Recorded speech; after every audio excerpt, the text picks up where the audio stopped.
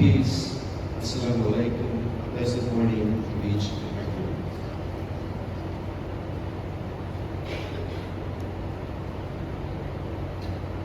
In the macro picture, the data published by WHO is truly alarming.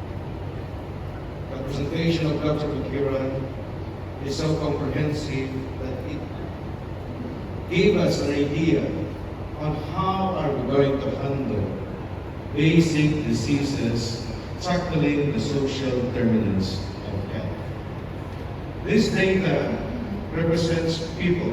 They are not just numbers. And if you don't do anything about it, those numbers will increase and the number of people suffering will be greater. So the question lies again, for the providers of basic services, how can people access it? For the community of people, how can service providers reach out? Just like if you cannot go to the mountain, then the mountain will come to you. And in the environment aspect, how do we overcome the natural barriers? Let's talk about the cost, the accessibility, the availability of services, the standards, including information, regulations, and the protocols of the area. And of course, the sustainability. Particularly in my place, we talk so much about peace, security, and the local support. In Muslim Mindanao, we were not treating just individuals, but the vulnerable 4 million Bangsamoro as a whole, who are obviously deprived of so many privileges in terms of health, education, nutrition, and even the basic social services, and many others due to unrelenting, senseless wars that ran through decades, to be exact, 5 decades, causing internal displacements and resultant widespread poverty among the people.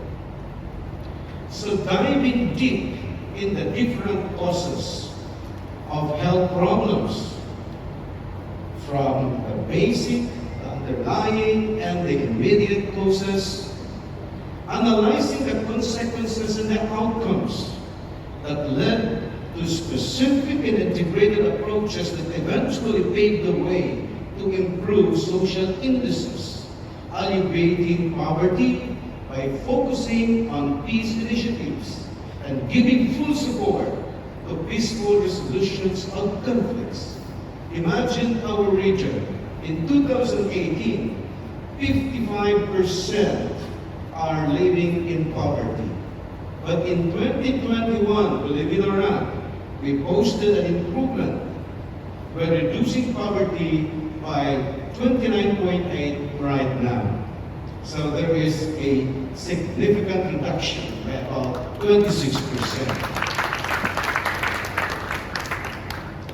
Information, transportation, and communication facilities were improved, and it is made available, especially the data. It became accessible anytime. The isolated archipelago becomes more and more connected to each island. The health human resource were augmented and capacitated. The health infrastructure were also enhanced, either as barangay, municipal health station, or even hospitals, with corresponding culturally sensitive various health program approaches and implementation. Gradually, significant changes were noted towards health-seeking behavior of our diverse population, improving response of the population to different initiatives and intervention. If you look at the data, the prevalence of stunting, we were number 1 in 2013. And in 2015, it skyrocketed to 45.2. 5 out of 10 children were stunted. And we were number 1 again.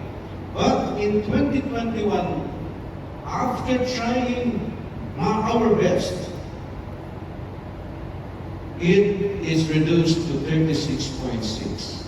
I started my career as the health secretary of the region in 2010. And this is what greeted me after living for many years in the very beautiful environment in California and back to the southern part of the Philippines where we don't have much but problems.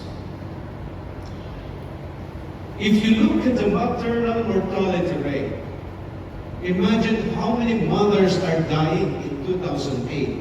254. Again, we were number 1 in the worst case scenario. But we tried our best.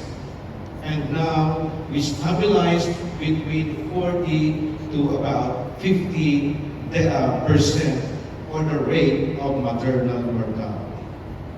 In the under 5 mortality, in 2008, we were also the highest with 94. And in 2022, we bested 4 other regions. We are now improving. And that improvement is not because of me, but because of everybody's concern about improving the health condition of the people. Imagine a place. During war, we don't know tomorrow we live or we die. So nobody cares about health because everything is uncertain. But with the ongoing peace initiative, we try our best to inject the importance of health, importance of well-being, and the importance of looking into the future. And that is slowly growing in the hearts and minds of our people. The food insecurity was addressed through enhanced local production of food, the access and utilization, including other commodities. The governance, which is always a question, is the most significant enabler.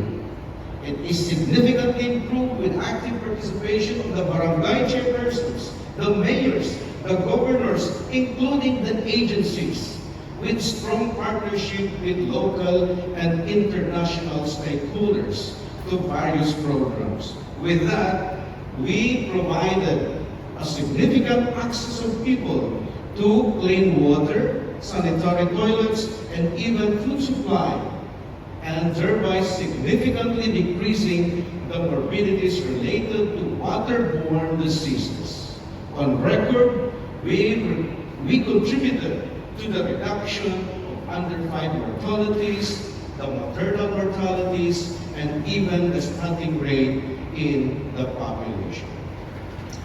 At the determinants of health, what can we do?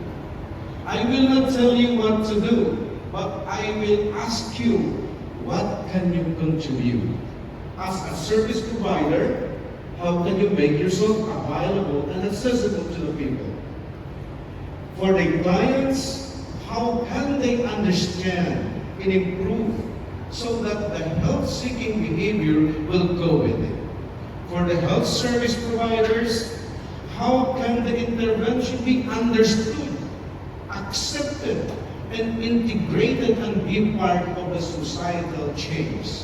And lastly, for the support group, how can the local government, in terms of governance, influence, support, or assert the implementation of the intervention for effective and efficient acceptance of clients and for sustainability? Again, I will not tell you what to do, but I'll ask you so that we may all learn. Ramadan Mubarak. Thank you very much. Pleasant morning to each and every. Thank you so much, Dr. Sinulindi. So, he has demonstrated and shared to us how, even amidst conflict, there is a possibility to create health. So what more in the spaces where we are not burdened by such an environment. And our final speaker for this morning, flying all the way from Guam and a long-time believer